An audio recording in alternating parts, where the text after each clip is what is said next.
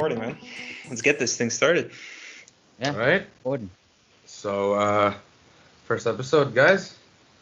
Technically speaking, episode 1, an MTSC podcast where we talk about everything technical sales, where we also include some opinions and conversations with experts in the field.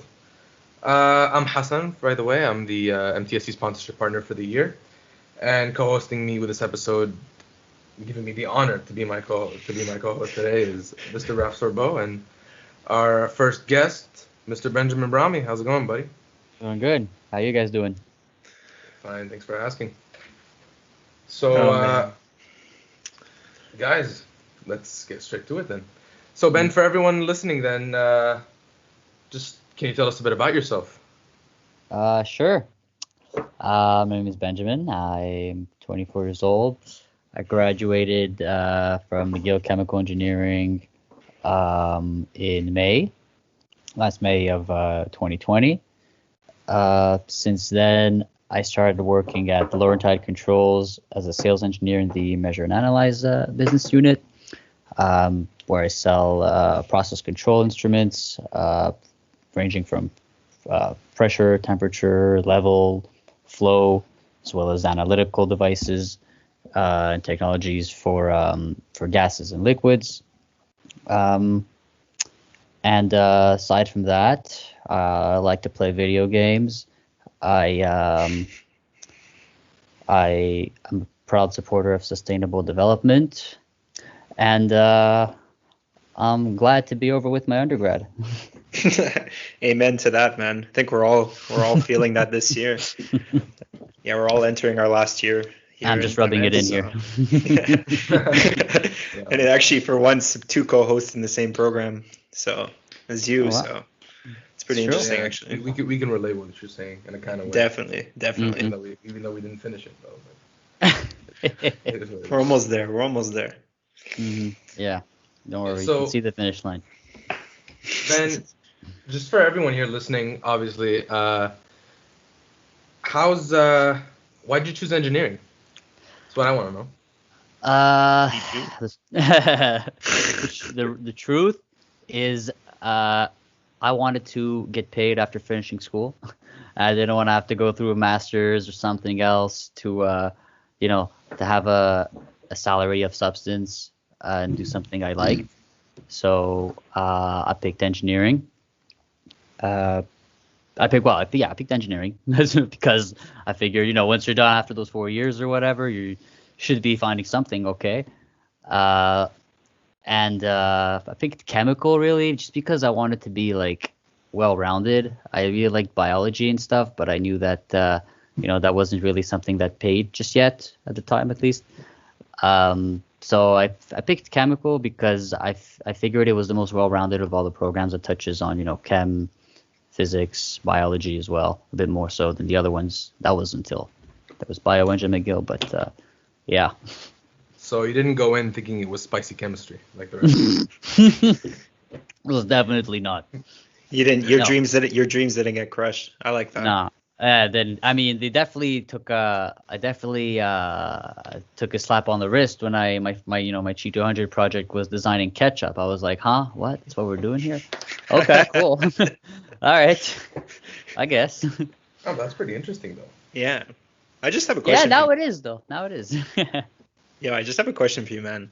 Mm-hmm. Honestly, like a question that I think all of us really want to know is how's the transition into the workforce? Like, how was your first day realizing that you didn't have to go into school, sit in classes, go home, do homework, where you actually had to go in and you had a set job to do for like the week or the month? Like, how did that feel? Like, Damn. Well, that's a good question. That's it's not something I've ever thought about really. But I've got to say though, the circumstances around my first day were quite extraordinary. Because I started working on June 1st. So things were already pretty confined. The office was pretty much empty already. In spite of that, we were renovating the second floor where most of the staff was. So most of the people were already working from home. So the office was, it was already empty, and But I realized that like, wow, okay, I don't get to stay up all night anymore, and like I might have to start focusing on work, beyond 8 to 5 or whatever. Uh, it was like at first it was very rewarding. It was so rewarding when you're first, when you're training, when you're getting your laptop, when you're getting to know the ropes and all that stuff. It's like it's very like rewarding knowing that you don't have to study for anything, that you're not accountable for much, that you're just still getting used to things, and that you're doing something, that you like, and something and you're working in a place that you could see yourself develop a career. It's a rewarding feeling. It's quite nice, honestly. And I'm lucky to have been able to have to I'm lucky to have found employment, given the fact that half of the world was unemployed like the same month I got my contract. But so there's also that factor that made it all the more special. But gotta be honest, the transition was weird because at first, like I said, there was maybe about 30 or so people at the office when I came in. I had a supervisor in the department that had accepted a new role in the company, so his time was limited. So I didn't spend too much time with him, just learning the ropes and having like someone next to me just tell me how things go and whatnot. That made the transition easier, but shortly after, maybe like 2 months in, everything was work from home, and that was a bit weirder. That's You're weirder. still working.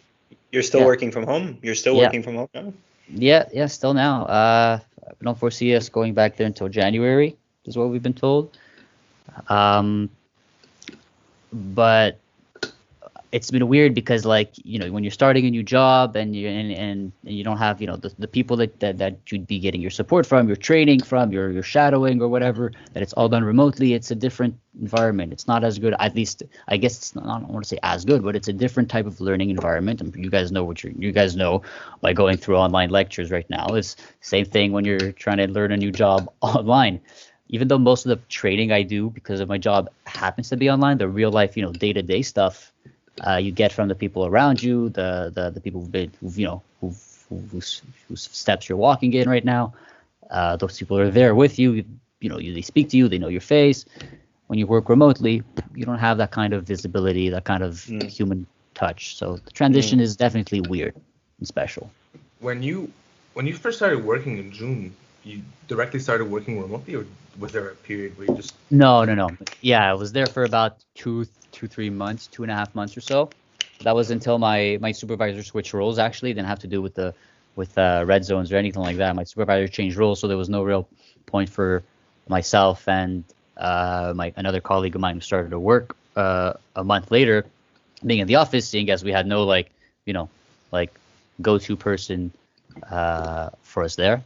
So we worked from home a little bit after then, and then we decided to bring another team member over to the office, just to be there, for guidance and whatnot, so that we're not the only two newbies at the office. And then the red zone hit us, and then the office said, okay, maximum 20 or so people at the office, you guys got to go home. You can do your work remotely. And so, yeah. So there was a time where I was at the office, but again, the office wasn't anything close to what it is now. It was under renovation and stuff, but yeah.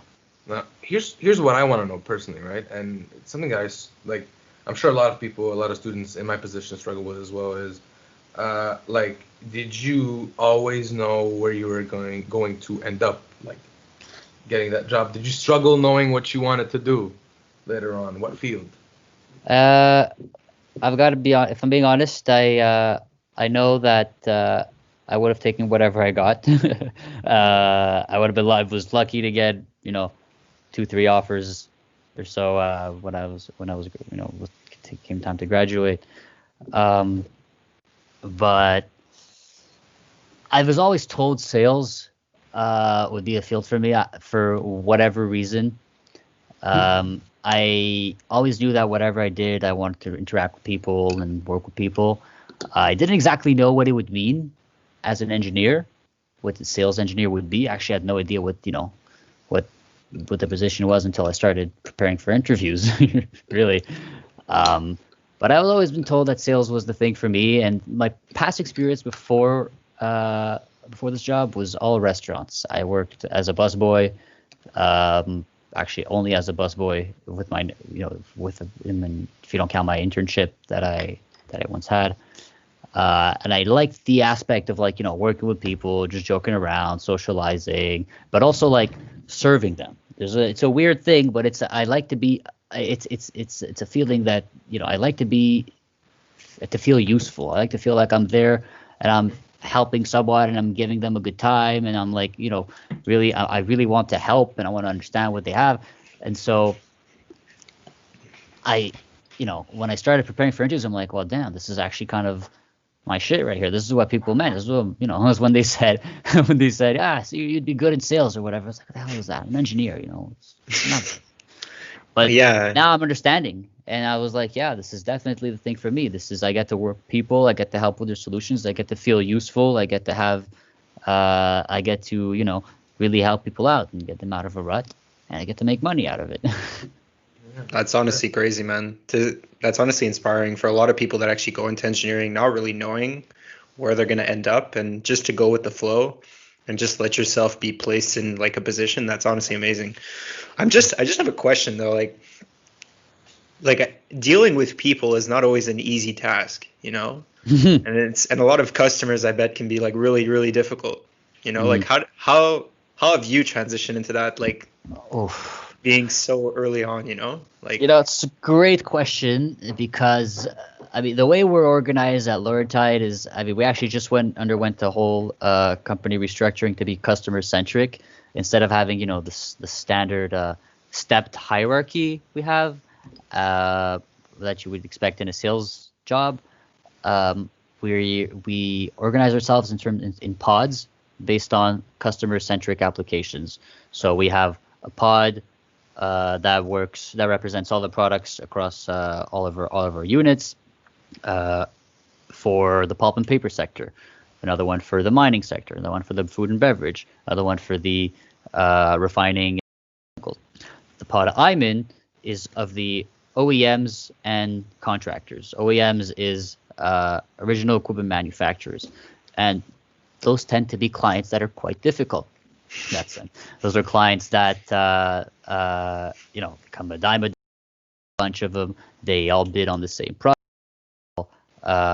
They all want a piece of the same pie. They're all very price centric. They all want special treatment, and they're not always easy to work with because some of them are, how do I put this? It's not easy to gauge how successful you'll be with these guys. So dealing with people, it's fine when you're dealing with clients that are not like that. When it's clients that you have that when you're dealing with people that have the technical knowledge, when you're dealing with people that have been with you for a while, when you deal with people that are decision makers and that are the right people to talk to, and the right people to ask you these questions.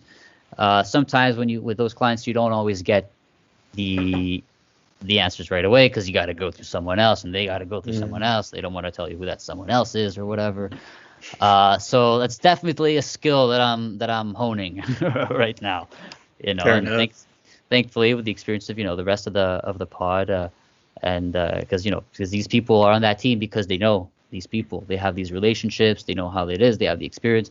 So that's the benefit. I'm learning from their experience how to treat these people, how to treat these requests, how to work with these people.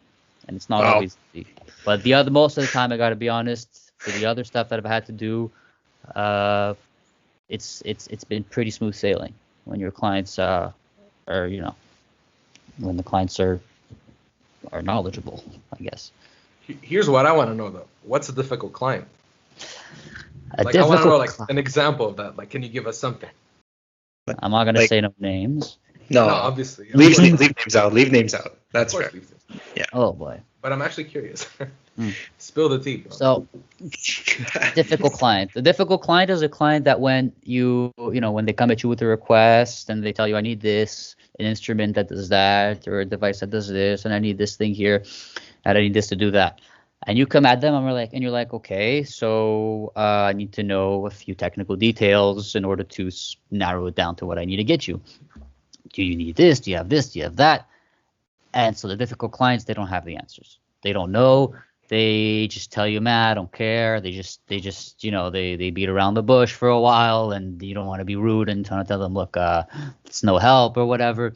But that's a difficult client. Client that makes your life a bit more difficult, or a client that doesn't have the answers to the questions you need the answers to. I guess it's not really. It's also another way to picture to describe a difficult client is a client that's how do you say this? I don't want to say abusive, but a client that's Too demanding. not too demanding, but that's part of it. That's sly. A client that's sly. A client that might make you think they're interested, make you work make you sweat your ass off to figure out exactly what he needs and understand the details of his application and blah blah blah. And then goes somewhere else, and then goes somewhere else and makes you, and it's basically what we call here free engineering. Because we're not consultants here, at least we don't unless we undertake a project, which in the case we are consultants. I'm more on the day-to-day team for people who just need a few things here and there or whatever. But what was I going with this? Where was I? What was I saying? You were talking about people just using you for free. Yeah, exactly. And then what we going call free somewhere else. engineering. Exactly. Yeah. Yeah. They ask you. They essentially just find out. They get you model numbers and specific considerations they might not have considered before that the competition might not provide, and so they use us for the consultancy. You don't get paid for consultancy unless otherwise, unless in a different context. But yeah. Honestly, I've been guilty of this in the past, like especially when I'm talking to vendors. Like I definitely use vendors to battle against each other, especially when arguing phone plans and stuff like that. Like I'm definitely been guilty of that in the past. So Sure. I love to see. You want what's best for you. Every consumer wants what's best for them. So it makes sense. It makes sense in a way that they're doing that, but it's kind of shitty for you. I understand. Yeah. So yeah, I mean, there are differences, yes, when it comes to a phone plan, but when it comes to the value you can bring to your customer at the right price, there's always a right and wrong answer, at least in my opinion. Of course. Yeah. Well, no, in a field like yours where you're dealing with, especially with process control instruments, like how hard is it to differentiate between like what a customer needs? Because now when we're learning. We only understand like global terms, like what a control valve is. But then when you go out and there's like thousands of different types, like how hard is it to know, like pinpoint as soon as a customer says, I need this, then you go, okay, yeah, it's that valve, or yeah, it's that control thing that I need, like how hard is it? It's definitely it's not easy. But I wouldn't say it's hard either. It's something you learn with experience. It's not exactly something that you can memorize. You can't just memorize, catalogs of different vendors and different suppliers and manufacturers, and just memorize where goes what. It's something you gotta get exposed to. You gotta understand how it gets handled and whatnot.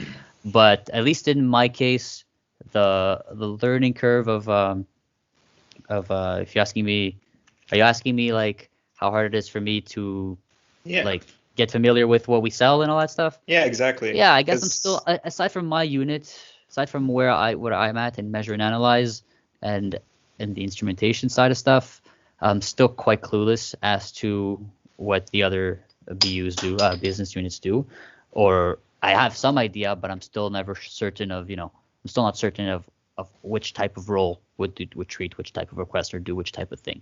Still kind of learning that.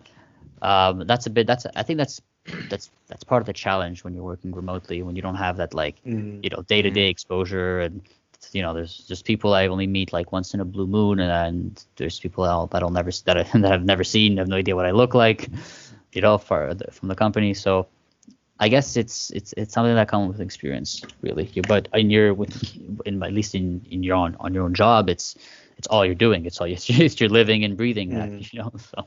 Do you use what you learned though? Like, how much do you use what you learned back?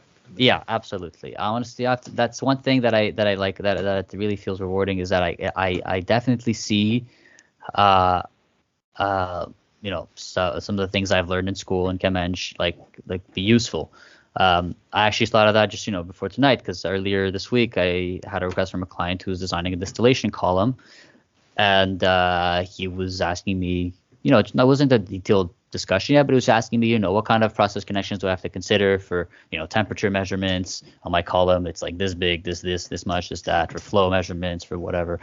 And, we had that type of conversation. And so, but I thought about, one of my colleagues who didn't do Kemenj, for example, who was in software engineering. I don't know how much he would have, if he would have, asked the question, what are you separating? What's your process? Or what kind of packing? Is it a packed column or is it a tray column? Do you have any idea of all that? I don't know if he would have asked that question. So I felt like, yeah, okay, I'm glad it came down to me, because I know what distillation columns are and all that stuff. So some of that stuff does come in, but a lot of stuff is very product centric. It's an application specific. So yes, my training definitely comes in handy when it comes to explaining, technical principles to clients if need be, and having those technical and giving technical presentations to my colleagues and to clients. So yeah, definitely use what I learned to considerable extent. Wow. Well, that's nice to hear, honestly, because I've heard so many horror stories of people that leave engineering and they were kind of turned off, and then they go off to other fields such as, finance fields, and then they don't use anything at all. So it's actually nice to see that you really do use what you learn, and even if it's not exactly like it's useful to like explain stuff to people that don't know the technical knowledge, right? So exactly. I figured that's what it would be. So I think that's the benefit of working in teams, though. Like, let's say you're talking about a client that wants to design something that you didn't particularly learn in a major. You have like a teammate, for example, in software who can help you out in terms of what the specifications are. It's like what you said. You teach your fellow colleagues about distillation columns if they don't know about it, and vice versa. And you guys fill in each other's details that you're missing. Wow, that's actually really cool, man. Honestly. Exactly. Things like that. Like, but I have to say though, a lot of the stuff you don't actually have to be an engineer to get. I'll even go as far as to say, as some of the people I rely on the most, some of the most reliable people. Well, I have some colleagues who are technicians, and really their experience just gives them a whole more wealth of knowledge much more knowledge that you can learn in an undergrad. And that's the value, at least in sales engineering, understanding, how do you say, not just the history, but a relationship that you can, how do I put this? No, I don't know where I was. Yeah, exactly. No, understanding the relationship between applications and a client's needs. A lot of it comes with experience and being and seeing and feeling and touching and understanding through years and years and through a lot of exposure.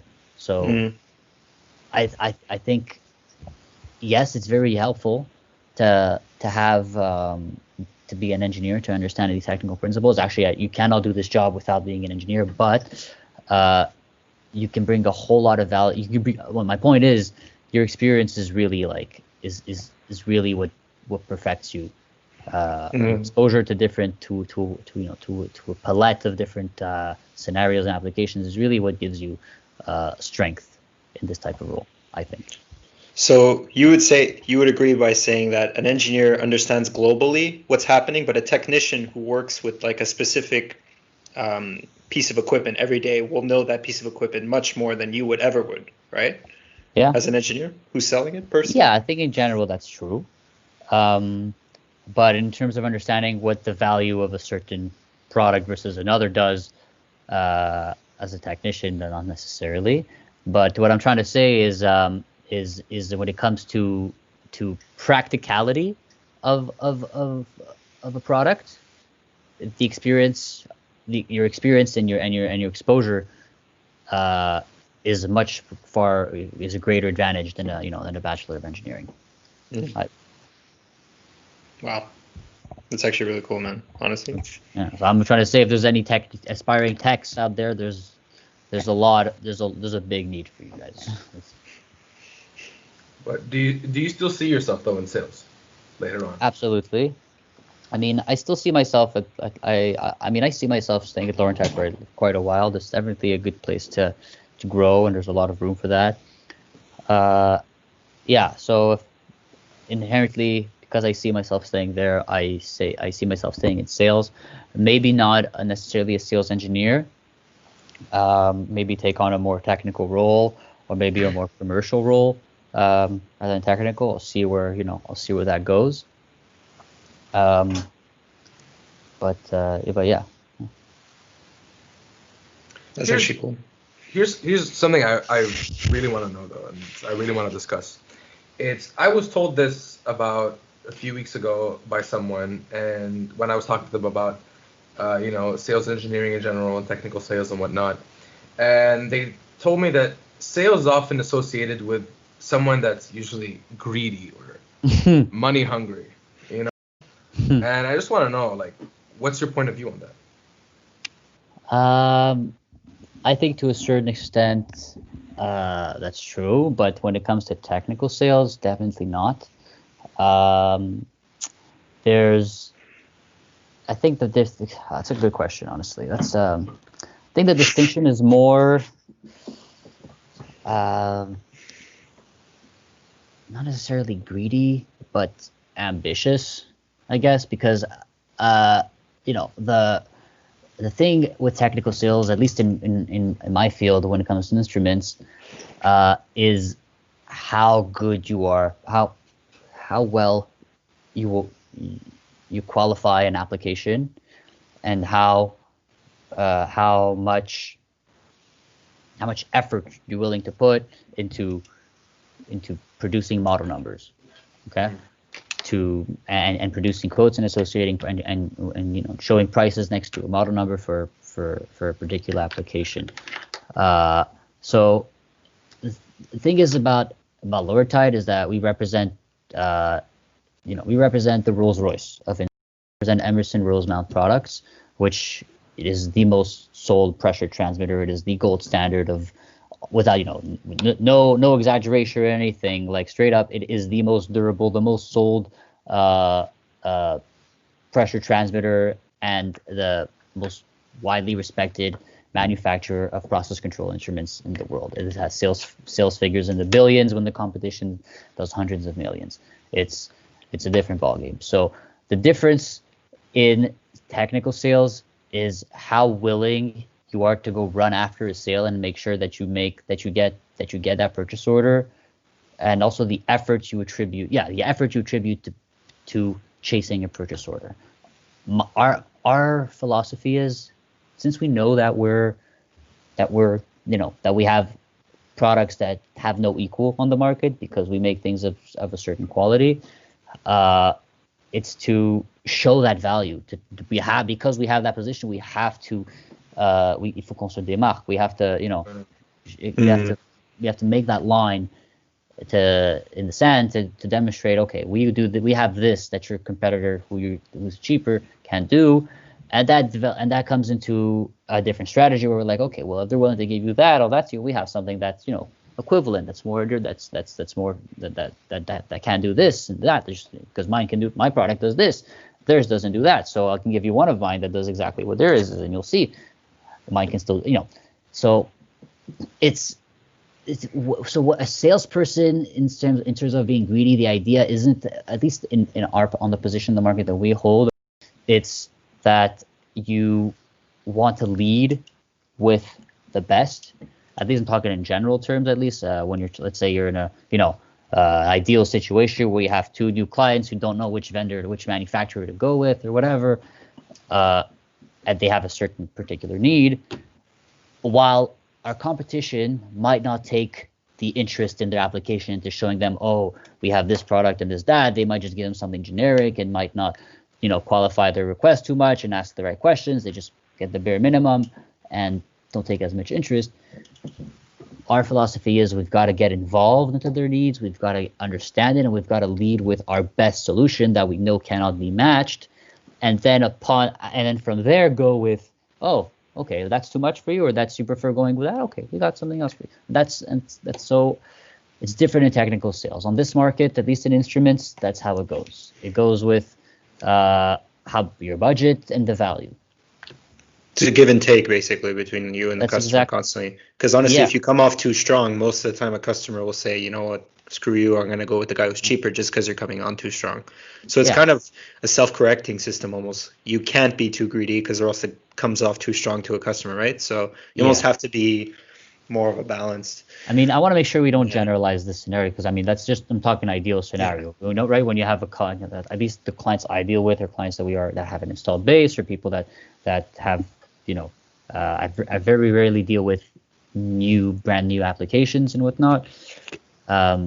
So it's very, comment dire, it's more. It's only like in an ideal situation. I'm saying, you know, like when you have a blank slate, when all vendors have a blank slate. Let's say, you know, there's nobody else. Talking to, like, you know, like in Cabbage when we talk about ideal solutions and ideal perfect gases and whatever. Same thing. In reality, it's not always like that. But a technical sales guy is different. You know, a good technical salesperson is someone who's interested in your application, who wants to make sure they're actually helping you, and not just, you know, giving you something to get you off your shoulders and tell you, okay, if that doesn't work, that's on you. Figures you come again and figure out what the problem was before, and you buy another one. So I just have something. I read something really interesting the other day, where, you know, the classic "sell me this pen" question, and apparently this actual sales engineer came up with a solution, like a really interesting solution that I never really thought of before. And it says that you shouldn't be really selling the pen; you should be asking what the customer wants, and then if the pen isn't the solution, then offer them a solution that is outside. So don't necessarily make them try to sell the pen. Don't necessarily try to sell the pen. Try to find what the customer needs and then move around. Do you think that actually is a good encompassing thing of what technical sales is? You're not trying to sell a specific thing. You're really trying to find out what the customer wants. Yeah, and exactly. Then form You a sell solution value. around it.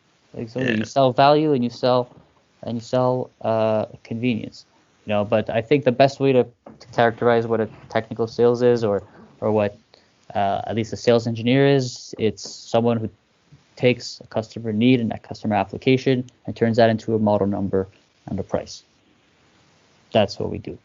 So yeah, I agree with that. You ask him why you want a pen. Why do you want a pen? Why not a pencil? It's cheaper. Why? Oh, you need something that's not erasable. Okay, well maybe you get. That's how. That's essentially, yeah. That's what technical sales are. But Right. if you're wondering, that question did not come up in the interview. So. What was the interview like actually for Laurentide? Well, mainly wanted to know how I work in teams, things that I value, people that I look up to, you know, why sales, tell me about a positive, a good time, you know, a positive experience you had serving a client or whatever, that kind of stuff. Really how you interact with people and how you, work on yourself and with others. That was the main focus. That's pretty cool. It's pretty standard, actually. Pretty standard interview questions. So. Yeah, I really did expect that sell the pen question, honestly. Or like a sell me this, because I remember you know Himanshu, right? Yeah. So he was asked at I think what was it? What was it? He was like, he asked him like, do you have an Android? Android or an iPhone? iPhone? Like, yeah, and he's like, sell me an iPhone. Like that was his interview question. Like that's what I kind of expected. That was super interesting. Yeah. Yeah. Wow, so, that's a pretty good question. Wow. Yeah. No, didn't really have that question. But also you got to understand that I work on inside sales as well. So I do things. I don't go and get leads. Like I work actively on people that come to us already, on team, on people that know who we are. I don't go out and get projects and stuff like that. But yeah, that's more of a question I think for someone who's on the commercial level, someone who's at least in our company would be an account manager, someone who uphold the personal relationship and the commercial relationship, the business side of things with customers. So at least for us, it's how do you work with teams to figure out how do you understand, how do you go find the right resources to get the knowledge you need to provide an adequate model number for this client's request. So you're more, so the way I also read another article where it describes there's two types of salespeople. There's the farmers and there's the hunters. The farmers are the ones that are just cultivating relationships that already exist and making them flourish within a company. Then there's the hunters that go get out, like the peoples that go and expand their business, right? So you see yourself as more of a hunter or of a farmer? Where are you? I think, well, I don't think I agree with the, I think I'm more of a farmer at this point, but that doesn't mean we don't get to hunt the occasional fox that ends up in the chicken coop or whatever. Because in this, in this position, you get to create demand as well. You get to see inside customers' needs whenever you're doing something. Whenever you're doing a request that's not just day-to-day stuff. It's something that's it's I've got a problem with this thing. We've been using this for a while and we need something else. We need it bad. We need it to do this now. So you also get to create demand and to upsell and to have all these things and to get creative, but you don't necessarily actively go find new clients and go tell them this, that, and the third. That's more, at least not in a sales engineer. But you see yourself going in that route, right? Because I see myself at least. I definitely see myself as more of a hybrid. Eventually, there are a few hybrid positions, at least we have here at Florentine, that are more that are hybrid between technical and like commercial. So yeah, I see myself going there in that direction after a while. Don't know if I'd take on a more entirely business type of role where I'm just cultivating relationships and making sure the numbers look good. I still want to be an engineer, and I still want what I do to reflect my profession. That makes sense. Yeah, for sure. You want to make those 4 years worth it, Yeah. Yeah.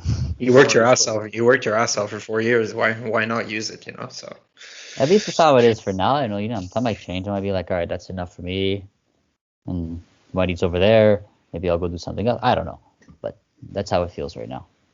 Cool. So, speaking of the 4 years, though, here's something that I also want to bring up, and it's actually one of the main reasons why this whole MTSC, McGill Technical Sales Club, even got started with, is the fact that that universities and educational institutions don't bring up the subject of sales as much as they should do. Like, it's an underrated branch, and everything's just focused on the technical. You have, for us, I can only speak for chemical engineers, you have the process control, the process design, the separation processes and whatnot. But do you think universities should include more classes geared towards those less technical professions? I wouldn't say so. I definitely think that yes, sales jobs, at least in engineering, need to have a bit more exposure because it is a very common profession and it is a very important. There's a very important need for this role through everywhere. So I wouldn't say that. I would say that practical, tangible experiences ought to be more favored in college courses. But that's also why colleges will always have less of a focus on sales naturally, because the priority, at least in McGill, is research, development, sustainable engineering, and innovation. Right. That's why you pay really smart people a lot of money to do and teach and train people like us for 4 years. So I'd say giving more opportunities for that type of exposure is something that needs to be favored, whether that's through co-op programs or otherwise. But I definitely think that universities should maintain a focus on the innovation side of things, because sales engineering, at least in my field, again, it's very application specific. There's no way that you can give a newly graduated kid all the knowledge it takes to know the ins and outs, or the standard good practices of instrumenting a mine or a refinery or a pulp and paper mill. There's no way that you can just know the intricacies after a couple of years out in college. There's way more important things to address, and I think that the faculty does that as well. But I think it does that very well. But like I said, this exposure, this application, this tangible, real life, opportunities, they're pretty scarce at McGill. I mean, our department doesn't have co-ops. I know the mining and materials and other programs do. I think co-ops I think companies would be very interested maybe in co-op students from McGill. But it's always the first question they ask in interviews. Like, is your faculty a co-op program? And it sucks that I always have to answer no. It's not technically a co-op program. You can register, and I always have to explain to them. It's a long explanation where I have to go to my undergraduate society, register my internship, and then you get put into a program that's separate, but it's not necessarily a co-op program. So I understand what you're saying. So basically you're saying universities should stick to what they're good at, teach to technical knowledge, make innovators, make people that that understand the material, and then let them gain experience. Just give everything time. You have to build a good base, basically. So okay. You can't learn everything overnight unless you're a prodigy, naturally. But I think we all learned that. We all know that some things can be learned overnight when it comes to certain quizzes. But I think tangible knowledge and exposure is really what has at least the senior members of the company, what gives them that much value, why they're so important to the company. And it's the things they've seen, the things they know, and the way they're able to relate to customers on a dime, at the snap of a finger. That's honestly really cool, man. Honestly, I didn't expect that answer from someone that just got out of university. That's honestly crazy, bro. Not gonna lie. That's like mega wisdom coming from the Brami over here.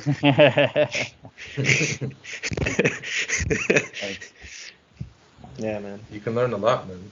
When you graduate, honestly, the experience is experience probably Ben had is probably crazy. Even though it's just 6 months, but you still have a long way to go, Yeah. Honestly. Yeah. Still a while. Yes, sir. Yeah, for sure. Now, here's the thing, though. A bit more going into the present. I want to just talk about the pandemic more, just a bit more. It's like, do you find yourself being fully capable of working from a home setting as a sales engineer? Yes and no. I don't think this is sustainable for me to stay, without the close collaboration of colleagues for petty things and for petty technical details and whatnot. I don't think I can learn entirely how to work from home for the rest of my career. I don't think that's ever going to work for me. I didn't pick this job so that I could be confined and isolated into a room, right? I want to work with people, and part of the job in real life is, you go see people, you go meet with them, you go look at what they do. You don't necessarily stay indoors. But so yeah, I think it's feasible. Technically, yeah, it's feasible. You could do this job working from home, but you won't be good at it anytime soon unless you start, until you start seeing things, or unless you have someone who's been through it all and seen it all on call, the touch of a button, and he's always there to answer. Unless you have that, there's no way it's happening. Yeah, no, it sucks, man. Honestly, I feel the same way. Like, not having, School I find is easier. I don't know if you feel the same way, Hassan. Like the actual classes themselves, I find a bit easier to understand everything, but I don't think university is about that. I don't think anything working is about that. It's about connecting with people. It's about, going to the common room and talking and just sharing ideas. I find that, like, especially now that I'm nearing like almost the end of my degree, look back and think that like half my degree I was confined at home and looking at Zoom, and it sucks. Honestly, it really does suck. So I can't even imagine what it's like working from home. So It's all honestly, right. For sure. But What you about know, you, with Hassan? like Yeah. with like technology developing in the internet and all that, it's yeah, obviously it's not the same thing. Like I'm gonna like from my point of view as a student, just like continuing on what Raf said, I miss going to the common room. I miss talking to people. I saying hi to my friends in person and whatnot. But the like Zoom, Teams, all these softwares, these apps allowed us to connect like in a way more than usual, but also less than usual, if you know what I'm saying. Yeah. yeah, it You made it know, very, how do you say it? You can accessible. accessible, exactly. You can always just say to your friend, okay, let's hop on a Zoom right now. It's not like you're doing much. You're at home, right? Mm. You're technically speaking, haha, pun intended, pun intended. But yeah, you can always just say hop on a Zoom. So it's nice. Whereas before, oh crap, I have to travel an hour and a half downtown to meet with you. It's not the same. So Like you do save time with distances travel. yeah, it's crazy. That's But true. Do you guys also commute to school? yeah, I don't, I but I can used to. see like how Raf can commute to like he can save so much time commuting to school. I live right next to I swear to campus. God, I swear to God, this is not even an exaggeration. In the winter, I save 3 hours a day Yeah. Yeah, just traveling. definitely. Oh, It's definitely. ridiculous. It's absolutely ridiculous. Yeah, yeah, yeah. I also used to commute. I definitely know the vibe, but it's Yeah. it's yeah, it's part of the reason like you felt like you have no life. At least I felt like I had no life when I was in Cambridge because I lost like about an hour and a half or 2 hours a day my commute. Not saying that it's the reason to to be unproductive or anything, but it's draining taking the metro every day, twice a day Mhm. for I getting on a agree. bus. It's not it's But but playing but playing NHL in the common room with Matt and the rest of that's us, always fun. Yeah, that was always fun. that man, that I'm gonna miss. You get less of those, especially even in work. You get less of those, informal moments with coworkers, here and there. Like we do at least us, my department, we do on Fridays, every Friday at 4:30. We do a chips and beer. Everybody grabs a beer and a snack or whatever. We just don't work at 4:30 and we just talk. I mean, yeah, sometimes and you come a bit late or whatever, but we get less of those moments. And the other thing is, uh, when everybody's working remotely, at least, it's not as easy. I would say people are less accessible because you're not there next to you.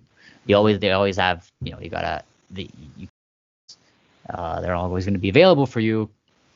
You always got to check their calendar or whatever. And it can get quite annoying, at least in my unit, because there's not that many people that always have the answers I need, and these people are in high demand because of all the knowledge they withhold. Well, not that they withhold, that they hold. Sorry. Uh, so I'd say it make my job easier, and my learning curve. It's made it harder for me. I think it Mm. would be, and I think people in my company would agree as well that it's different. Learning the job without remotely than with people with you. Yeah, of course. I can imagine. It's not like you have the internet can help you with, technical knowledge, but it can't help you, to say, like, let's say a customer really wants this specific, but you don't know exactly how to sell them this, and where you need that soft skills, where, yeah, I Mm. can definitely understand.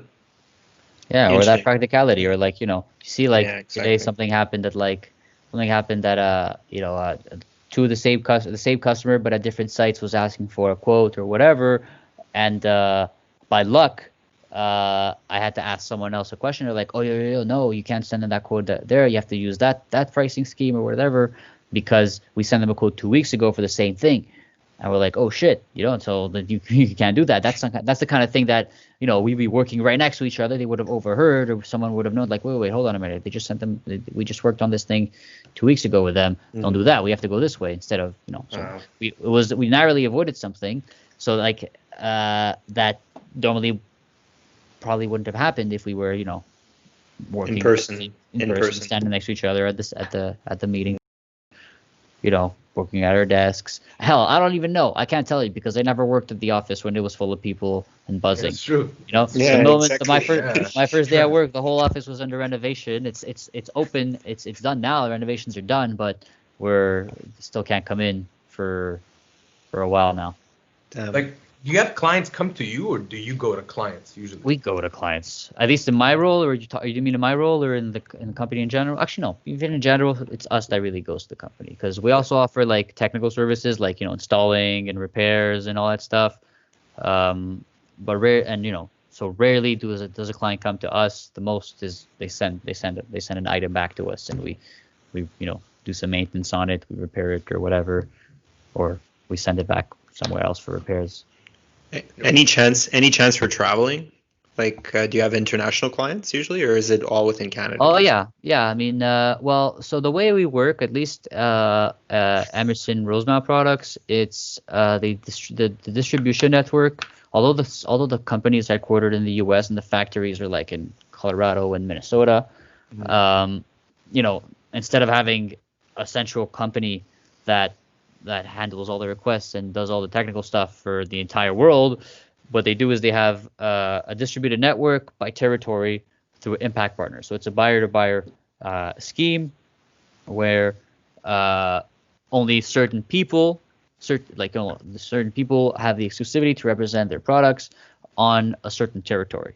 So we only do anything from like west of Ottawa all the way until east of Canada, all the way to like Newfoundland, Labrador, and all that stuff.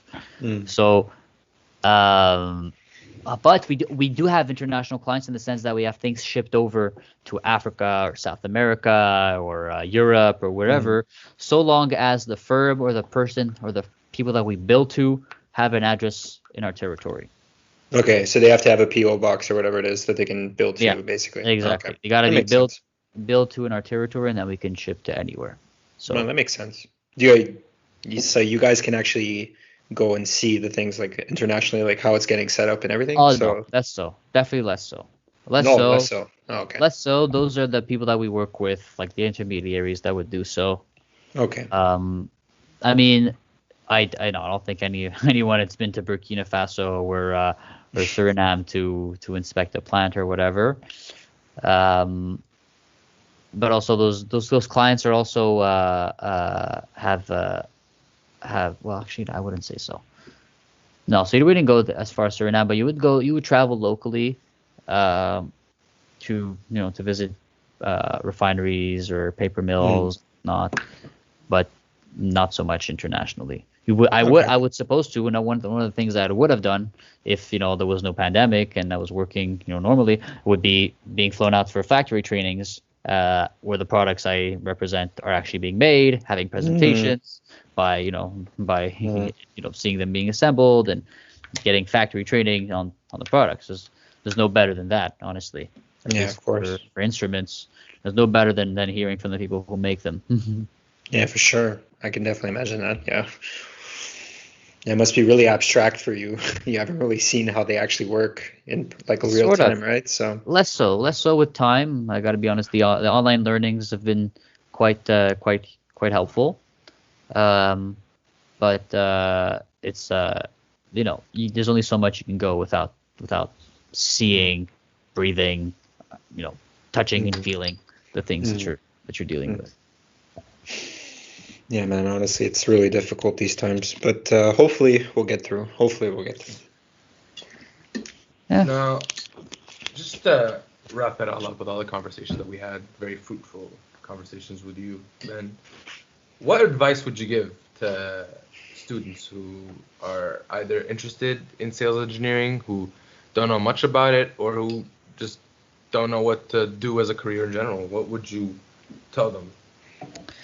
I would say to look inward, ask yourselves the right questions, ask yourselves how you want to work, how you want to what you want your environment to be like, what brings you fulfillment, what makes you happy. For me I liked having my opinion valued, and I liked and I wanted to have my I wanted to understand a client's need and application. I wanted to be of help. I wanted to find myself, comme on dit en français, serviable. You know what I'm saying? Mm-hmm.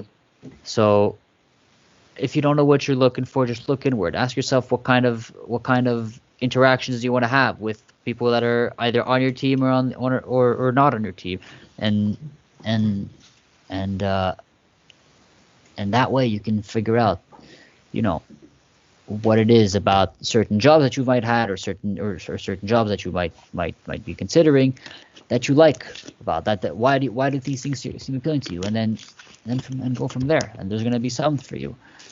So yeah, my advice is to look inward, and just give things a shot. Ask yourselves what kind of job you want to have, what kind of things do you want to be doing. Why do you want to be an engineer? What do you want to do with your knowledge? And so I didn't do that, but when I started preparing for my interviews, I had to, and I found those answers. I found that I had the right answers the whole time. So, and then it worked out. No, It's amazing, man. In terms of sales specifically, like when you first started out, what do you wish someone like warned you about, told you some tips, tricks, little things that people you wish, something you wish you knew before getting kickstarted in the job? I can honestly say that those things I've been warned about, thankfully, at least so far. I wish I just had maybe one time. Funny enough, I was in my second month there. I helped one of my teammates on a request. I ended up making a quote, and I ended up putting my name on it. Even though I was like 2 months in, but I had done the thing. And he said, yeah, there's no problem. You putting it up. You're putting your name on this. Eventually, you might be assigned this client or not. We'll see what happens. A few months later, I get a call at 8:29. We start work at 8:30, and it's a big client, it's DuPont, and they got one of these instruments malfunctioned, or they didn't specify the instrument properly, and they needed a damage control solution ASAP. I did not have the experience or the knowledge to do so, but my name was on the quote, so I was the first person the factory contacted for it. So I wish I would have known, how to handle these type of scenarios a bit better, and I wish I would have had someone next to me tell me, okay, this is how it's gonna go, this is what needs to happen, this is who's gonna do what, and don't worry. So, but in general, on the sales side of things, it's what I spoke about earlier. Those clients that'll abuse you, and they'll make you think that they're interested, and they'll make you do the engineering for them and act as a consultant, and then use your hard work to go elsewhere, and just use you as a consultant and not pay you for it. How'd you handle it though? I'm curious right now. I want to know. It hasn't happened yet, honestly. The ones we did handle, we're still handling. So I'd rather not share too many details. Maybe on another episode. I don't know, but we'll see. But we just, what we did is we involved the people that experienced those nasty scenarios, and they're on the case right now to ensure that it doesn't happen, and that we do things properly, and that the clients start to understand what it is we need from them and what we are going to do for them. Makes sense, man. Makes sense. We'd love to have you on another episode to talk about those juicy details. Let me tell you that. No, I can confirm we're gonna have you on another episode. That's for sure. Right. That is 100% confirmed. Let me tell you. I'd love to, but I don't know if I'll ever. I don't think I'll ever share those details, unfortunately. Maybe just us over a beer. Not recording. Not recording. It's bad enough. I don't even know if I'm allowed to be recording while using the company email. It's okay. Don't worry. You'll cut that out, won't you? Don't worry. Don't worry. We're not gonna be sharing this with the company. Don't worry about it. All good. But yeah, I mean, speaking of which, though, has anyone reached out to you guys aside from me from the company so far, or no? No. Okay, well, just No. yeah, well, just know I definitely sent your sponsorship package over to the right person. So, but as I said before, we underwent like a whole dramatic like internal structural change. Actually, that was like 3 weeks ago. I didn't mention that, but it was 3 weeks ago. So when you guys started your club, it was we had other things to worry about, such as how we're going to teach our employees how to work under this new structure. So that's probably why if it did go under, if it didn't, if you didn't get a response, just know it. Someone does have a hold of it. Someone has seen it. And it was received positively, by the way. They definitely would like to reach out, but not in these circumstances, naturally. But just know, we think it's a great initiative, and we're very interested. Giving you technical presentations. Eventually, I can't speak on behalf of it, on behalf of the rest of the company, but all my colleagues have found your initiative very promising and interesting, and they'd be very enthusiastic. That's amazing. Thank you so much, man. Of course. Well, I think that brings the first episode to a wrap, guys. Yeah, I think so. Honestly, thank you so much. Thank you so much, guys, for listening. I'm just going to say a little closing thing for those listening. So this was the first episode of Technically Speaking. Thank you for tuning in. Benjamin Brami brought some really useful advice, as well as some really interesting stories that he's lived in his very short career, but hopefully very long and promising career, technical sales. So this has honestly been a really good catch-up also. We haven't spoken since Sep's final, so it was actually really nice. It's really nice to talk. Last time I spoke to him, we had an exam to study for. Exactly. So it's nice that we're talking under different circumstances. Hopefully the next meeting, though, will not be over a computer screen. Hopefully. Yeah. One can only pray. One can. Exactly. All right, guys. So with that, I think you can stop the recording. Sure. You want to say see you next time or whatever, c'est bon? Just stop it. We'll just see it. We'll just see you guys next time. See you on another episode coming soon. Tune in. All right. Signing off now, guys. Peace. Arrêtez l'enregistrement.